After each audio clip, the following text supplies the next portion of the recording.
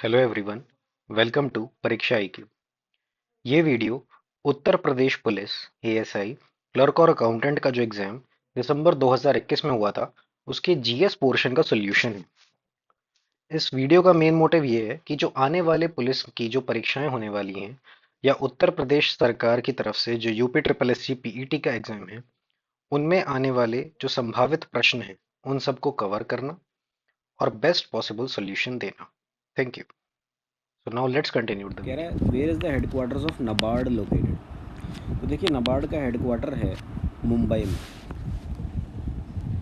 में और नबार्ड जो है ये इस्टेब्लिश कब हुआ था? तो ये इस्टेब्लिश हुआ था 1982 में। और कौन सी कमेटी के रिकमेंडेशन पर हुआ था? शिवरमन कमेटी। ठीक है। तो ये क्या है? ये एक ऑल इंडिया फाइनेंशियल इंस्टीट्यूशन है। ये एक रेगुलेटरी बॉडी है। किस चीज़ के लिए? To providing loans for agriculture, mainly agriculture के लिए और रूरल डेवलपमेंट के लिए। ठीक है, रूरल डेवलपमेंट के लिए। और 1982 में ये बना था। ठीक है, अब इसके चेयरमैन कौन है? तो चेयरमैन का नाम है Shaji K. He is the chairman of NABARD, Shaji K. V देखिए पूछ रहा है कि when was Jnanpith award started. तो ज्ञानपीठ अवार्ड जो है वो 1965 में शुरू हुआ था। अब ज्ञानपीठ अवार्ड के पहले विनर कौन थे? जी शंकर कुरुप। जी शंकर कुरुप। तो एग्ज़ाम में अब ये सवाल भी आ सकता है कि जी शंकर कुरुप जो हैं इनको कौन सी लैंग्वेज के लिए मिला था? तो मलयालम। ये मलयालम में लिखते थे।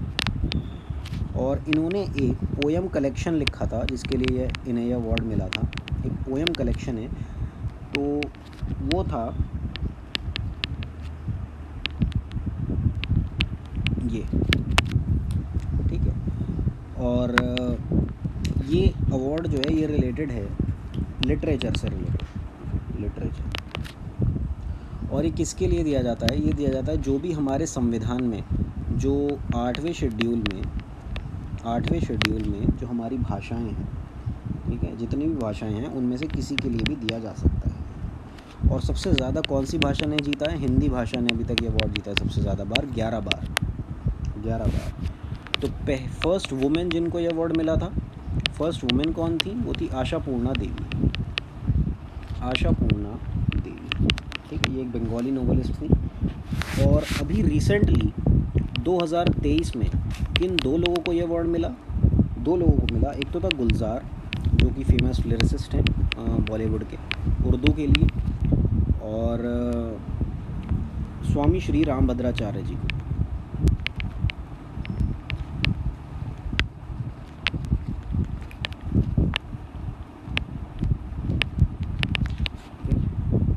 इनको भी इनको मिला संस्कृत के लिए। तो इन दो को ये अवार्ड मिला। और इस अवार्ड के बारे में मैं थोड़ा और अगर आपको बताऊं तो इसी तरह से जैसे ये ज्ञानपीठ अवार्ड है, हमारे और भी लिटरेचर से रिलेटेड अवार्ड्स हैं। जैसे एक है सरस्वती सम्मान। तो वो तो था सारी भाषाओं के लिए, ठीक है। और ये जो है ये है कि ये करा था के बिरला ने ये करा था। और इसके जो पहले विनर थे, ठीक है, इसके जो पहले विनर थे वो थे हरिवंश राय बच्चन जी।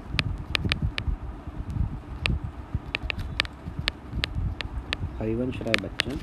और ये अवार्ड कब इंस्टीट्यूट हुआ था? 1991 में। 1991। एक है वचस्पति सम्मान। ये भी के बिरला फाउंडेशन ने करा था। और ये कब करा था? 1992 में। और ये करा गया था संस्कृत के लिए, सिर्फ संस्कृत के। और इसके बाद एक है व्यास सम्मान, ठीक है। और ये भी के बिरला ने ही करा। और ये करा खाली हिंदी के लिए ये सम्मान है। और ये भी 1991 में आया। तो पहली बार किनको मिला? ये रामविलास शर्मा। तो अपार्ट फ्रॉम कि ये ज्ञानपीठ कब स्टार्ट हुआ, हमने इतनी इन्फॉर्मेशन पढ़ ली कि अब इनमें से कुछ भी इससे रिलेटेड आता है तो हम आंसर कर लें। Who has the most number of Olympic medals of all time? तो आंसर है माइकल फेल्प्स। Michael Phelps. और कितने जीत चुके हैं मेडल्स? तो 28 मेडल्स। 28 मेडल्स, जिसमें से 23 क्या हैं? गोल्ड हैं। और कौन से ओलंपिक्स में जीते थे इन्होंने? बीजिंग ओलंपिक्स में। कब हुए थे ये? 2008 में। रॉजर फेड ये हैं कौन वैसे? माइकल फेल्प्स ये एक स्विमर है। कहाँ से? यूएसए से। ठीक है। Then Roger Federer, he is a tennis player, lawn tennis. And Katie Ledecky, she is also a swimmer, ये भी अमेरिका की स्विमर है। और सिमोन बाइल्स, इन्होंने भी काफ़ी मेडल्स जीते हैं। And she is a gymnast. Now it says Kheda Satyagraha happened where? तो सबको पता है खेड़ा सत्याग्रह जो है गुजरात में हुआ था, लेकिन गुजरात में कब हुआ था? 1918 में। Now some more information about this. ये जो था ये सेकंड सत्याग्रह था गांधी जी का, जब से वो आए थे। सेकंड सत्याग्रह इन इंडिया। तो फर्स्ट कौन सा था? फर्स्ट था चंपारण सत्याग्रह। और चंपारण सत्याग्रह कब हुआ था? 1917 में।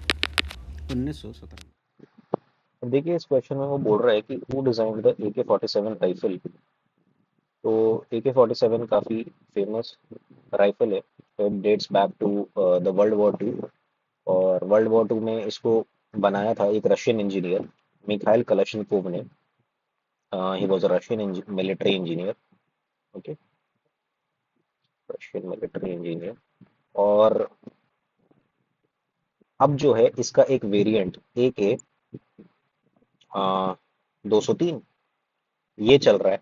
और इसकी एक फैक्ट्री है Korwa, Korwa ordnance factory. Korwa ordnance factory in Amethi. तो यहाँ पर इसका जो है प्रोडक्शन किया जा रहा है under make in India initiative. Under make in India initiative. तो it was designed by Mikhail Kalashnikov. Now next question that arises is ये Alfred Nobel. Who was Alfred Nobel? Alfred Nobel कौन थे? तो Alfred Nobel he discovered dynamite. ठीक है, इन्होंने dynamite की discovery करी थी। और इन्हीं के ऊपर नोबेल प्राइज दिए जाते हैं। ठीक है, नोबेल प्राइज दिए जाते हैं। और इनकी जो विल थी, जब इनकी डेथ हुई तो इनकी जो विल थी उसमें जो भी पैसा इनके पास था, इन्होंने यही बोल दिया था कि मेरे उस पैसे के इंटरेस्ट से जो भी नोबेल प्राइजेस दिए जाएं। तो तभी से नोबेल प्राइज देने की प्रथा शुरू हो गई। और पहला नोबेल प्राइज कब दिया गया था? 1901 में। 1901 में पहला साल था जब नोबेल प्राइजेस की शुरुआत की गई थी। अच्छा, उस time Nobel prizes were given in 5 categories.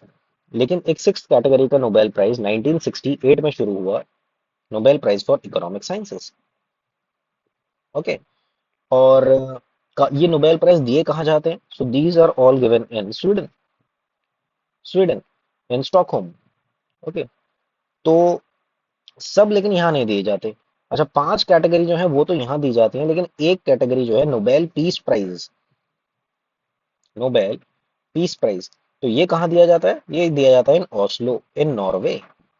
So you have to remember this. ठीक है। तो और ये दिए कब जाते हैं, किस दिन दिए जाते हैं? On 10th of December, which is the death anniversary of Alfred Nobel. Okay.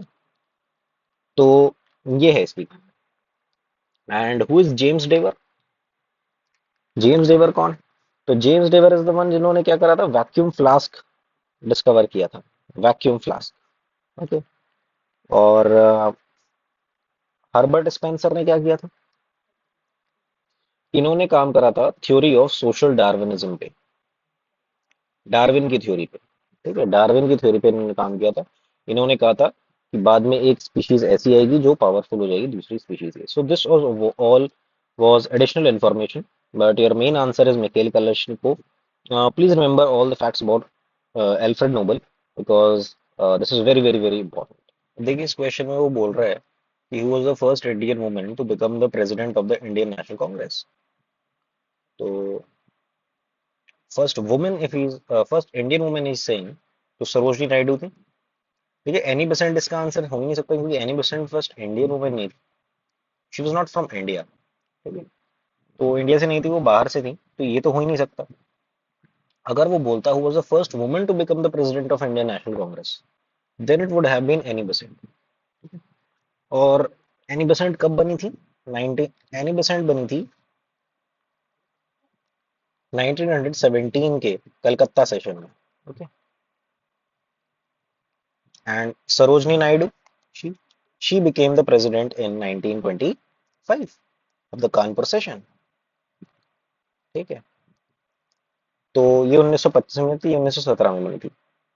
Now apart from this और भी बहुत से कांग्रेस प्रेसिडेंट्स हैं जो थोड़े इंपॉर्टेंट हैं। For example in 1887 Badruddin Tyabji, he became the first Muslim to become the president of the Indian National Congress. Then 1888 George Yule, ये थे first Christian to become the president of, he was the first Christian to become the president of you know Indian National, not first Christian, but I would say first English president. Okay. Then during the Surat split, Ras Bihari Ghosh, he became the president. And 1908 में क्या हुआ था? Constitution आया था कांग्रेस का, constitution of Congress. तो इस time भी रास बिहारी घोष थे। देन 1916 में जब लखनऊ पैक्ट हुआ था between the Muslims and the Indian National Congress, तो तब एसी मजूमदार थे। ठीक है, और 1924 के बेलगाम सेशन में गांधी जी थे। और इसके एक साल तुरंत बाद ही 1925 में कौन थी? सरोजनी नायडू। ओके, सरोजनी नायडू। अब देखिए पूछ रहा है where is the Shanghai Cooperation Organisation headquarter located. तो शंघाई कोऑपरेशन ऑर्गेनाइजेशन के हेडक्वार्टर हैं Beijing. Beijing is the capital of China. Now this Shanghai Cooperation Organisation, इसमें 8 मेंबर कंट्रीज हैं, 8 देश हैं। ठीक है, कौन कौन से हैं वो 8? India, Pakistan, China, Russia, okay, then Kazakhstan, okay, then Kyrgyzstan, Tajikistan और उज्बेकिस्तान। तो आगे ऐसा भी क्वेश्चन आ सकता है कि वो 4 कंट्रीज दे देगा और कह देगा इनमें से कौन सा जो है शंघाई कोऑपरेशन ऑर्गेनाइजेशन का मेंबर नहीं है। So you need to remember them all. Now Kazakhstan की कैपिटल क्या हो गई? अस्ताना। किर्गिस्तान की कैपिटल क्या हो गई? बिश्केक। ओके, तजिकिस्तान की कैपिटल दुशानबे और उज्बेकिस्तान की होगी Tashkent. It is the place where Lal Bahadur Shastri died. और मिन्स्क कहाँ की कैपिटल है? बेलारूस की। Okay, Moscow of Russia. और Shanghai is again a city in, very important city in China. So you need to देखिए कह रहा है velds are temperate grasslands found in. तो वेल्स कहाँ पर पाए जाते हैं? तो ये पाए जाते हैं south Africa. Okay, south Africa में। तो अर्जेंटीना में कौन सी ग्रासलैंड्स पाए जाते हैं? तो पंपास। अमेरिका में प्रेरीज और रशिया में स्टेपीज। तो ये सब ध्यान रखना। साउथ अफ्रीका में पाई जाती हैं वेल्स। ठीक है, अब देखिए क्वेश्चन है इसमें, वो बोल रहा है कि which of the following techniques is used in bank cheque processing. Now this cheque is not this, ये वाला चेक है। तो चेक प्रोसेसिंग के लिए हम लोग ये जो टेक्निक यूज़ करते हैं इसको MICR बोलते हैं। और एक MICR ये एक तरह का कोड होता है, इसकी फुल फॉर्म होती है मैग्नेटिक इंक कैरेक्टर रिकग्निशन। तो बेसिकली यूज किस चीज़ के लिए होता है ये? कि जो भी चेक हो, कोई भी चेक का जो क्लियरिंग होता है तो वो MICR कोड की हेल्प से होता है और उसी से पैसा क्या होता है हमारे अकाउंट में जाता है। अब ये MICR कोड होता कहाँ पे है, तो ये चेक में ही प्रेजेंट होता है। यहाँ पे चेक, ये चेक हो गया, यहाँ पर चेक का नंबर होता है, और यहीं पर मिडल में क्या होता है, MICR कोड होता है। कितने डिजिट्स का होता है, 9 डिजिट्स का होता है, ठीक है। तो ये होता है MICR कोड। अच्छा, MICR कोड हो गया तुम्हारा 9 डिजिट्स का। एक होता है IFSC कोड, ठीक है, ये हर ब्रांच का अलग होता है। तो ये कितने डिजिट्स का होता है 11 डिजिट्स का, ठीक है। तो IFSC हो गया हमारा 11 डिजिट्स का, माइकर कोड हमारा हो गया 9 डिजिट्स का। अब बार कोड रीडर क्या होता है, ये स्कैनिंग मशीन होती है एक तरह से, जो मॉल्स वगैरह में भी लगी रहती है बिलिंग काउंटर्स पर। इससे स्कैनिंग करके ईजिली प्रोडक्ट का पता चल जाता है। OMR क्या होता है, ये होता है ऑप्टिकल मैग्नेटिक रिकग्निशन। बेसिकली जो हमारी एग्ज़ाम्स में जो जैसे शीट होती है, इसमें जो बबल भरने होते हैं, तो कौन सा सही आंसर टिक किया है, तो वो इसको रीड करके पता चल जाता है। तो ये होता है ऑप्टिकल मैग्नेटिक। OCR क्या होता है, OCR होता है ऑप्टिकल कैरेक्टर रिकग्निशन। तो ये क्या करता है, ये इलेक्ट्रॉनिक इमेज बनाता है। कोई भी मतलब आपका जो भी लिखा हुआ है उसको मशीन लैंग्वेज में कन्वर्ट कर देता है। तो ये होता है ऑप्टिकल कैरेक्टर रिकग्निशन। तो आंसर हो गया माइकल। अब देखिए वो बोल रहा है which of the following organization publishes the Global Gender Gap Index. तो ये करता है World Economic Forum, WEF, World Economic Forum. और इसके हेडक्वार्टर कहाँ है, इसके हेडक्वार्टर्स है कोलोगनी, स्विट्ज़रलैंड में। Okay, what is the capital of Switzerland, it's Bern. Okay, now about Council of Europe. तो काउंसिल ऑफ यूरोप के हेडक्वार्टर कहाँ पर हैं, तो ये हैं स्ट्रासबर्ग। ये कहाँ पर है, फ्रांस में। और ईस्टर्न इकोनॉमिक फोरम, इसके हेडक्वार्टर कहाँ हैं, इसके हेडक्वार्टर हैं व्लादिवोस्टॉक। Okay, Vladivostok, Russia. अब देखो वर्ल्ड इकोनॉमिक फोरम जो है ये और भी रिपोर्ट्स पब्लिश करता है, खाली ये तो करता ही है, और जो रिपोर्ट्स पब्लिश करता है वो क्या है, ग्लोबल कम्पिटिटिवनेस इंडेक्स,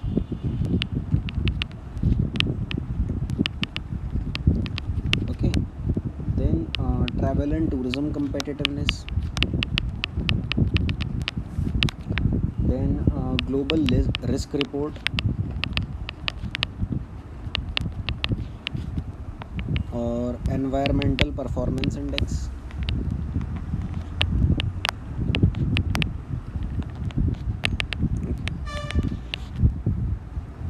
और ग्लोबल IT रिपोर्ट, ये सब करता है। और 2023 में इंडिया की जो रैंक थी, इसमें इंडिया की रैंक अगर आप देखोगे तो 127 थी, 127। Now what is the currency of Russia, तो रशिया की सबको पता है भाई रूबल है। और बाकी किस किसी करेंसी है, rand of South Africa, okay, rand of South Africa. Ringgit किसकी है, मलेशिया की। और लीरा किसकी है, टर्की की। तो रूबल इज आंसर। अब देखिए इस क्वेश्चन में पूछ रहा है कि व्हेन वाज UNHRC एस्टैब्लिश्ड। तो UNHRC की फुल फॉर्म है United Nations human rights council, human rights council. अब ये एस्टैब्लिश कब हुआ था, 2006 में। सो 2006 इज अवर आंसर। अब इसके और भी ऑर्गेनाइजेशंस के बारे में बता देते हैं। For example UN stands for United Nations, और ये इसके हेडक्वार्टर्स कहाँ हैं, इन न्यूयॉर्क। और ये इस्टेब्लिश कब हुआ था, ये हुआ था 24 अक्टूबर 1945 को। और इंडिया जो था वो इसका एक मेंबर था शुरुआत से ही, ठीक है। Then UNSC, United Nations Security Council, तो ये भी न्यूयॉर्क में है। और ये वही है जिसमें जो है वीटो पावर होती है, 5 परमानेंट मेंबर होते हैं और 10 जो है वो नॉन परमानेंट मेंबर होते हैं। अब ये तो जो है चेंज होते रहते हैं, लेकिन ये जो है ये परमानेंट रहते हैं। तो इंडिया जो है अभी इसी की सीट पाने की कोशिश कर रहा है। देन एक है ऑर्गेनाइजेशन यूनेस्को। अब यूनेस्को के हेडक्वार्टर्स कहाँ हैं, पेरिस में। और कब इस्टेब्लिश हुआ था यूनेस्को, 1945 में। और इसका काम क्या है, वर्ल्ड में पीस इस्टेब्लिश करना। देन एक है UNEP। UNEP stands for United Nations environmental programme, environmental programme. और इसकी ये कहाँ पर स्थित है? तो ये है नायरोबी, नायरोबी में स्थित है। और कब बना था ये? 1972 में, 1972 में। देन एक है UNFCCC। अब ये UNFCCC क्या है? United Nations framework of convention on climate change. ठीक है, तो क्लाइमेट चेंज के ऊपर जो भी बात होती है वो इसमें होती है, और ये आजकल काफ़ी फेमस है। तो UNFCCC, और ये कब इस्टेब्लिश हुआ था? ये हुआ था 1992 में। ठीक है, तो ह्यूमन राइट्स काउंसिल का हेडक्वार्टर एक तो पता होना चाहिए, और ये पता होना चाहिए कि ये कब बना था। तो हेडक्वार्टर है इन जेनेवा, स्विट्ज़रलैंड, और बना कब था? 2006। अब देखिए बोल रहा है, in which of the following cities of Uttar Pradesh Shravan Jhula Mela is celebrated. तो ये होता है अयोध्या में, अयोध्या में। और इसमें क्या करा जाता है कि भगवान राम और माता सीता, इन दोनों के पुतले बनाए जाते हैं, और उनको कहाँ क्या करा जाता है, जैसे झूला लिखा हुआ है तो उनको झूला झुलाया जाता है। सो और भी काफ़ी प्रथाएं होती हैं। तो ये जो है अयोध्या में। अब देखिए वो बोल रहा है कि which is the second largest country in the world by area. तो बाय एरिया अगर देखोगे तो यार सबसे सेकेंड लार्जेस्ट जो है वो तो कनाडा है, कनाडा। लार्जेस्ट कौन सी है? That is Russia, Russia. और ये तब है जब USSR से सेपरेट हो चुका। अब USSR से रशिया कब सेपरेट कब हुआ था? 1992 में। ठीक है, तो रशिया जो है वो लार्जेस्ट है, second largest is Canada, third largest is the US, and fourth largest is the China. और इंडिया किस नंबर पर आता है? इंडिया आता है 7th नंबर पे। ठीक है, इंडिया आता है 7th लार्जेस्ट कंट्री। और अगर मैं पॉपुलेशन की टर्म्स में बात करूं, इन टर्म्स ऑफ पॉपुलेशन, तो फर्स्ट नंबर पे क्या कौन आता है? इंडिया, सेकंड नंबर पे चाइना, थर्ड नंबर पे US। तो US दोनों ही केसेस में थर्ड नंबर पर है, पॉपुलेशन के टर्म्स में भी और साइज़ के टर्म्स में भी। ठीक है, और पॉपुलेशन में फोर्थ नंबर इसके बाद किसका है? That is Indonesia, and on the fifth one we have Pakistan. अब देखिए बोल रहा है कि which of the following ministry framed the noise pollution rules 2000। तो नॉइज़ पॉल्यूशन रूल्स किसने बनाए थे? ये बनाए थे ministry of environment, forest and climate change. ठीक है, और ये MOEFCC है, ये एक मंत्रालय है। और ये मंत्रालय बना कब था? ये बना था 1985 में। ठीक है, ये बना था 1985 में। और इसके मिनिस्टर कौन है? Bhupender Yadav ji, Bhupender Yadav. Now ministry of health and family welfare. ठीक है, ministry of health and family welfare, तो ये कब बना था? ये शुरुआत में ही बन गया था मंत्रालय 1947 में। एंड मनसुख मांडवीय ये हैं हमारे इसके minister. Ministry of housing and urban affairs MOHUA, इसके हैं हरदीप सिंह पुरी, और ये बना था 1952 में। और ministry of heavy industries and public enterprises, ये बन गया था। अब इसमें एक चीज़ इम्पॉर्टेंट है, देखो ये जो पब्लिक एंटरप्राइजेज है इसको हटा करके अब एक 2021 में नया मंत्रालय बन गया था। ठीक है, ये हट गया था और ये खाली रह गया था मिनिस्ट्री ऑफ हैवी इंडस्ट्रीज़। और ये जो पब्लिक एंटरप्राइजेज वाला है, ठीक है, ये जो पब्लिक एंटरप्राइजेज वाला है ये शिफ्ट हो गया था किसमें? Ministry of finance, okay. तो इसका आंसर क्या है? MOEFCC। ठीक है, और कब बना था MOEFCC? 1985। अब देखिए जैसे ये सवाल है, इसमें वो बोल रहा है कि when was the soil health card scheme launched. तो soil health card scheme launch हुई थी 2015 में, to test the quality of soil. ठीक है, to test the quality of soil. कौन से मिनिस्ट्री ने लॉन्च करी थी? By ministry of agriculture. Okay, by ministry of agriculture. और कौन सी ऐसी स्टेट थी? Which state issued was the first to issue soil health card? तो इट वाज पंजाब। तो पंजाब सरकार पहली सी सरकार थी जिसने फार्मर्स को सॉइल हेल्थ कार्ड इशू कराए थे। ओके, देखिए बोल रहा है कि when is the national consumers day celebrated in India, तो इसका उत्तर है 24 दिसंबर को। 24 दिसंबर को। और किस लिए मनाया जाता है? To raise awareness about consumer rights. ठीक है।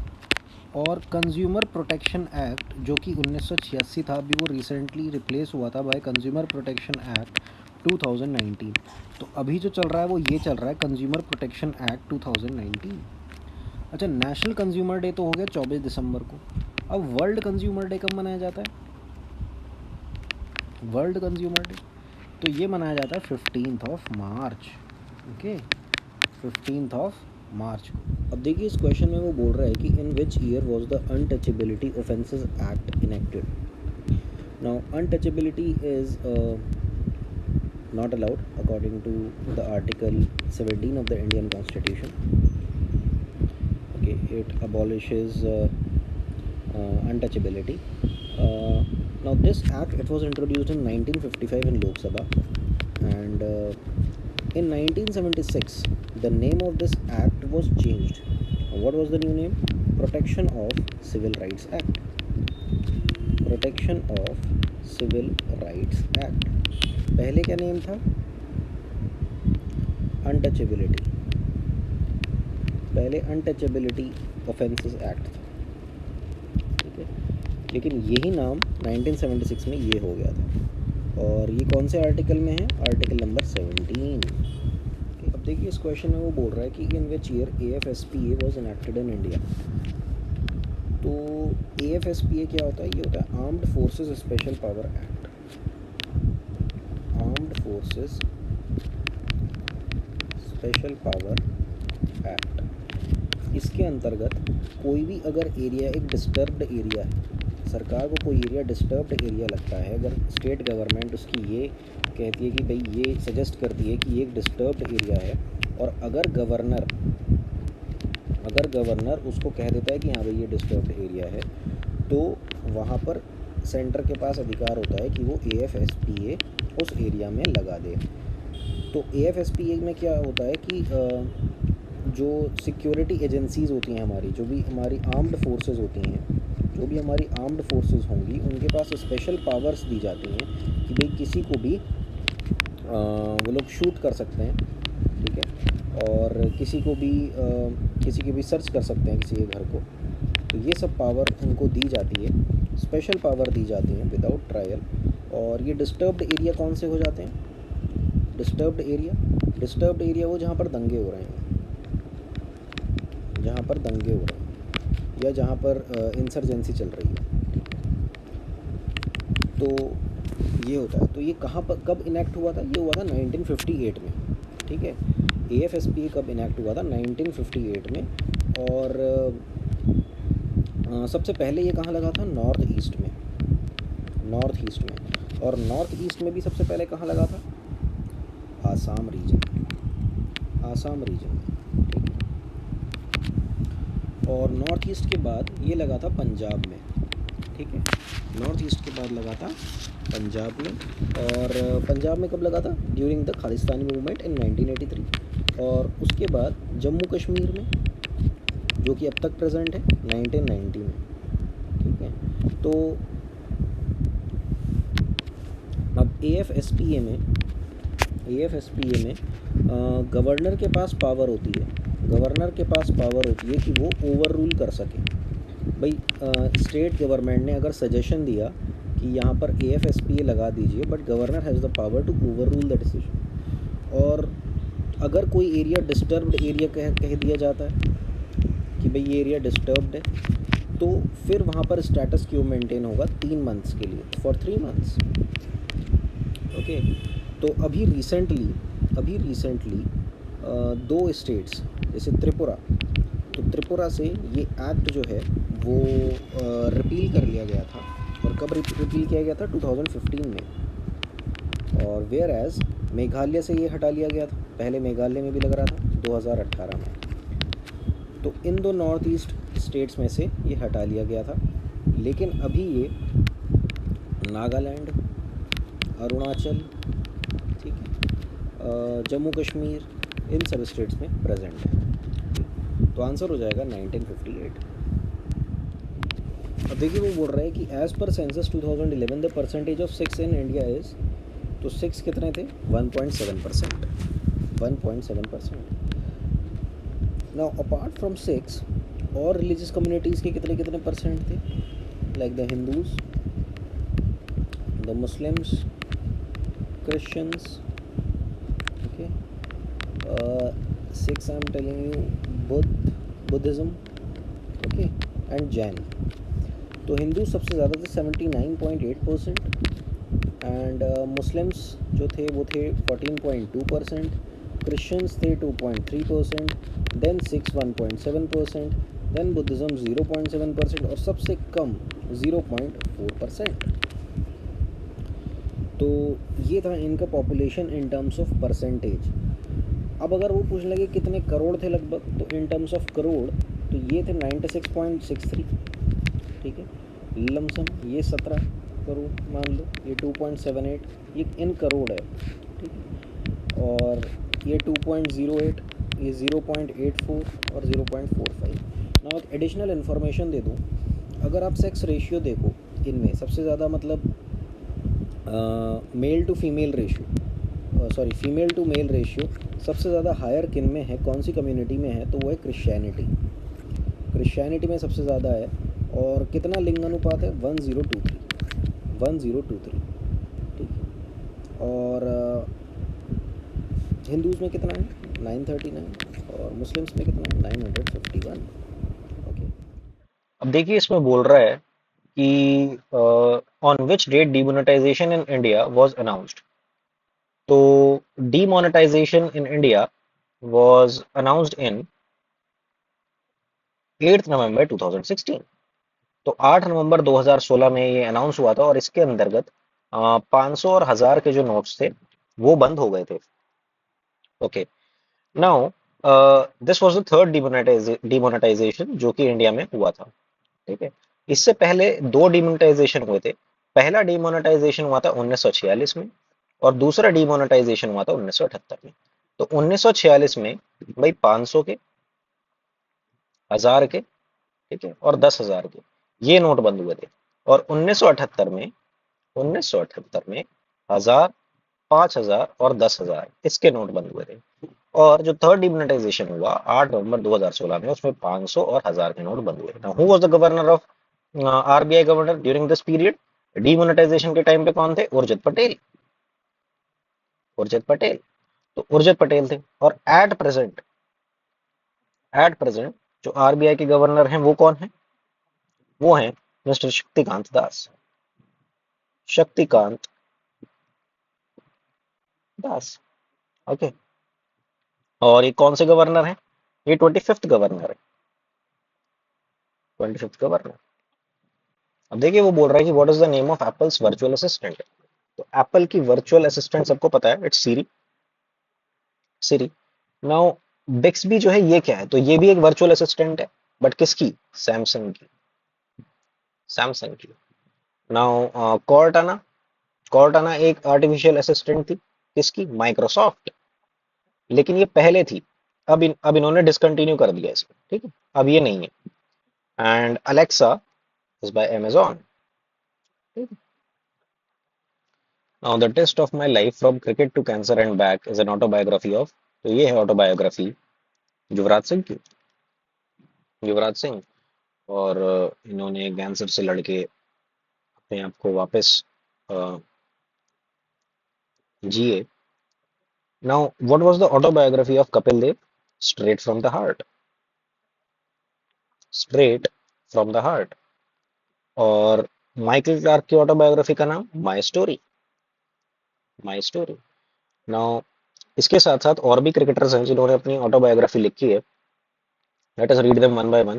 जैसे test of my life by Yuvraj Singh, playing it my way Sachin Tendulkar की, 281 एंड बियॉन्ड वीवीएस लक्ष्मण की, और no spin by Shane Warne. भाई नो स्पिन है तो स्पिनर ही होगा। और सिक्स मशीन क्रिस गेल, बहुत छक्के मारते थे। कंट्रोवर्शियली और शुभ अख्तर कंट्रोवर्सी में घिरे रहते थे। Starting out Alastair Cook, straight from the heart by Kapil Dev, and my story by Michael now what is the currency of Bangladesh? तो बांग्लादेश की करेंसी है taka, taka. And yen is the currency of Japan, whereas kwanza is the currency of Angola and baht is the currency of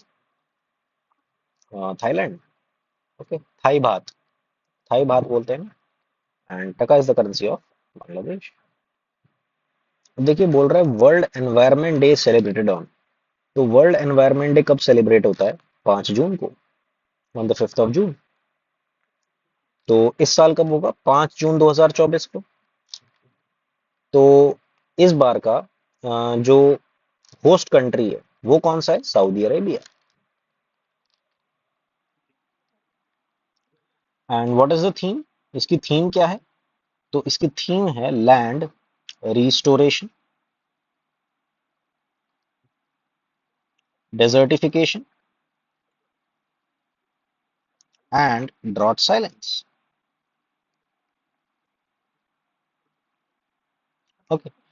और तो ये हो गई theme. अब United Nations environment programme, ये एक यूएन एजेंसी है एनवायरनमेंट से रिलेटेड। तो इसका हेडक्वार्टर कहाँ है? नायरोबी में, नायरोबी इन केनिया। नाउ एक और इम्पोर्टेंट फैक्ट, 22 मार्च को एक इम्पोर्टेंट दिवस मनाया जाता है जिसको हम लोग बोलते हैं world water day, world water day. अब देखिए इस क्वेश्चन में वो कह रहा है कि in which year did the Simon commission came to India. तो साइमन कमीशन आया था इंडिया में 1928 में, और इसके चेयरमैन कौन थे? जॉन साइमन थे। जॉन साइमन इस कमीशन के चेयरमैन थे और ये 7 मेंबर कमीशन था। एक बात ये हो गई। दूसरा पॉइंट ये हो गया, इसमें ये ऑल वाइट कमीशन था, कोई भी इंडियन नहीं था। ठीक है। और इसका काम क्या था? ये in to check the, to inquire the 1919 act. और ये 1990 एक्ट क्या लेकर आया था? डायरकी लेकर आया था। ठीक है। और डुअल गवर्नमेंट लेकर आया था। और इसको और क्या बोलते हैं? Montague Chelmsford reforms.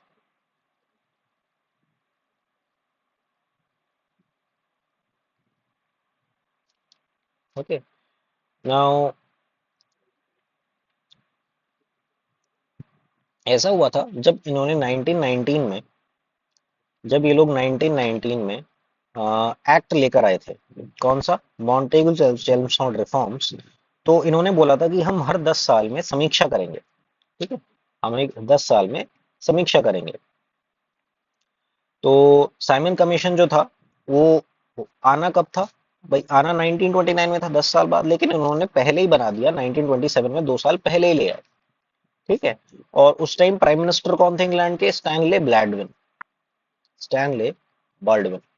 तो ये लोग अपना फुट होल्ड क्योंकि लूज कर रहे थे, तो इन्होंने क्या करने के लिए, थोड़ा अपना होल्ड जमाने के लिए क्या कर दिया? अपॉइंट कर दिया कमीशन को 2 साल पहले ही। ठीक है। तो इसलिए साइमन कमीशन को 1927 में बताया गया। और इंडिया कब आया वो? 1928। अब देखिए कौन सी ऐसी मिनिस्ट्री है जो प्रधानमंत्री कौशल विकास योजना को ये चलाती है? तो ये है ministry of skill development and entrepreneurship. क्योंकि कौशल विकास योजना, यार कौशल अपने आप में समझ में आ रहा है कि स्किल से रिलेटेड है, तो ये मिनिस्ट्री चलाएगी। ठीक है। अब ये पीएमकेवीवाई ये शुरू कब हुआ था? तो इट स्टार्टेड इन 2015। ठीक है। तो अब इसका 4th फेज चल रहा है। ठीक है। और प्रधानमंत्री कौशल विकास योजना के 2 कंपोनेंट हैं। इसमें एक तो सेंट्रल कंपोनेंट होता है, एक स्टेट कंपोनेंट होता है। तो सेंट्रल कंपोनेंट की हिस्सेदारी 75% है और स्टेट कंपोनेंट की हिस्सेदारी 25% है। ठीक है। और इसमें ट्रेनी को जो है असिस्टेंस दिया जाता है 8,000 रुपए का, 8,000 का। और ट्रेनी कौन होते हैं? ट्रेनी वो बच्चे होते हैं जिन्होंने 10th और 12th के बीच में जो पढ़ाई छोड़ देते हैं, तो उनको क्या करा जाता है? स्किल, उनका, उनको कोई ना कोई स्किल सिखाई जाती है ताकि वो एम्प्लॉयमेंट हासिल कर सके। ओके। तो मेन मकसद क्या है इस स्कीम का?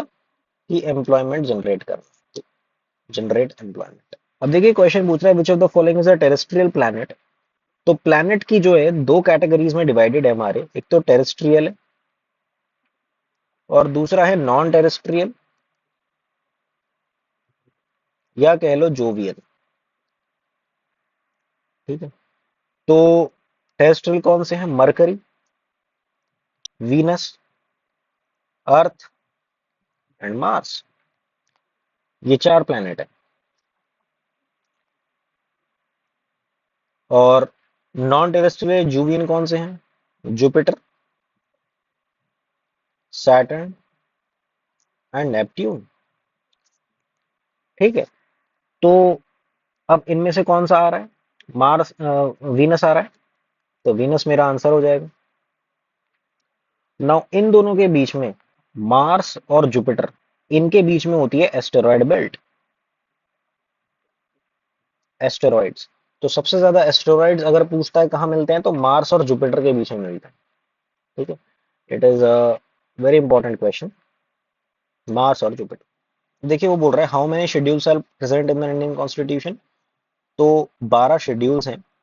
लेकिन देखिए ओरिजिनली कितने थे? ओरिजिनली जो थे वो 8 शेड्यूल्स थे। ठीक है, लेकिन फिर कुछ शेड्यूल्स जो हैं वो धीरे धीरे ऐड होते गए। For example the 9th schedule, ये कब हुआ था? द फर्स्ट अमेंडमेंट, पहले अमेंडमेंट से ऐड हुआ था। ठीक है, देन एक हुआ था 10th शेड्यूल, जो कि एंटी डिफिकेशन लॉ से संबंधित है, तो वो ऐड हुआ था by 52nd amendment. Okay, by 52nd amendment.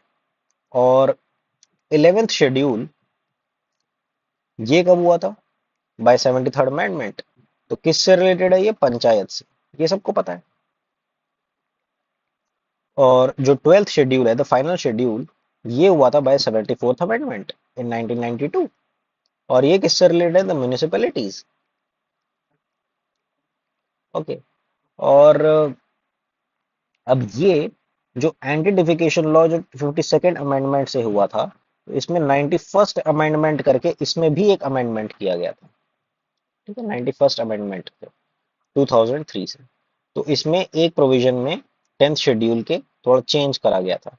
तो ये था बाय 91st अमेंडमेंट। ओके, तो टोटल कितने शेड्यूल हैं? 12। अब देखिए बोल रहे हैं on the banks of which rivers is Murshidabad the town which was once the capital of Bengal is situated. यहाँ सिचुएटेड और लिख लो। तो ये भागीरथी नदी पर है, भागीरथी नदी पर सिचुएटेड है। अब भागीरथी नदी जो है, इसको बोला जाता है राजा कौन लेकर आए थे? राजा भगीरथ लेकर आए थे। राजा भगीरथ के तब से ये नदी आई थी। नाउ भागीरथी जो है, ये अलकनंदा के साथ मिलकर, अलकनंदा एक और नदी है, तो ये दोनों मीट करते हैं देव प्रयाग इन उत्तराखंड। और इसके बाद से यही नदी को गंगा बोला जाता है। तो यही गंगा जो है ये बंगाल में जा रही है, तो ऑब्वियसली आंसर भागीरथी होना था ना। कोसी, कोसी जो है ये बिहार में बहती है, sorrow of Bihar, it is a sorrow of Bihar. And Yamuna, everybody knows, Yamunotri से जनरेट होती है और कहां पर जाके मर्ज होती है? बे ऑफ बंगाल। ठीक है, और लोहित नदी, ये अरुणाचल प्रदेश की एक बहुत महत्वपूर्ण नदी है, अरुणाचल प्रदेश की। इसको ब्लडी रिवर भी बोलते हैं। ठीक है? इसको ब्लडी रिवर भी बोलते हैं। और इस पर एक इम्पॉर्टेंट ब्रिज बना हुआ है, भूपेन हजारिका सेतु, भूपेन हजारिका सेतु। ठीक है, तो भागीरथी रिवर पर है मुर्शिदाबाद। नाउ जब अंग्रेजों के टाइम पर बंगाल को किन 3 गांव से मिलकर बनाया गया था? वो 3 गांव थे गोविंदपुर, ठीक है, कलिकाटा एंड सुतानुती। इन तीनों को मर्ज करके जॉब चरनॉक ने क्या बनाया था? कलकत्ता बनाया था। और यही सुतानाती की फैक्ट्री जो थी, यही बना था फोर्ट विलियम। यही क्या बना था? Fort William. कि the government of India first railway budget, इसमें ये होगा कि मर्ज्ड, कि मर्ज करा, merge railway budget with union budget in which year. ठीक है, तो कब मर्ज किया था? तो ये करा गया था 2017 में। ठीक है, 2017 में करा गया था और अनाउंस उसको 2016 में कर दिया गया था कि भाई हम जो है रेलवे बजट को जो है मर्ज कर देंगे यूनियन बजट के साथ। अच्छा, पहले अलग किसने किया था? तो देखिए, 1924 में एक आकवर्थ कमेटी बनाई गई थी। ठीक है, ब्रिटिश काल में एक आकवर्थ कमेटी बनाई गई थी और उन्होंने ये कहा था कि रेलवे बजट को जो है यूनियन बजट से अलग रखना है। तो ऐसा ही करा गया था। लेकिन 2016 में ये डिसाइड करा गया कि 2017-18 का जो बजट होगा उसमें रेलवे बजट को यूनियन बजट के साथ मिक्स कर दिया जाएगा। Now in our Indian constitution, article 112 it deals with the budget, लेकिन ये नेम बजट नहीं है। हमारे संविधान में जो इसके लिए वर्ड यूज होता है वो होता है एनुअल फाइनेंशियल स्टेटमेंट। ओके, सो किस ईयर में करा गया? 2017। So thank you everyone for watching this video, and please don't forget to like, share, and subscribe if you think you have gained something from this video. Thank you.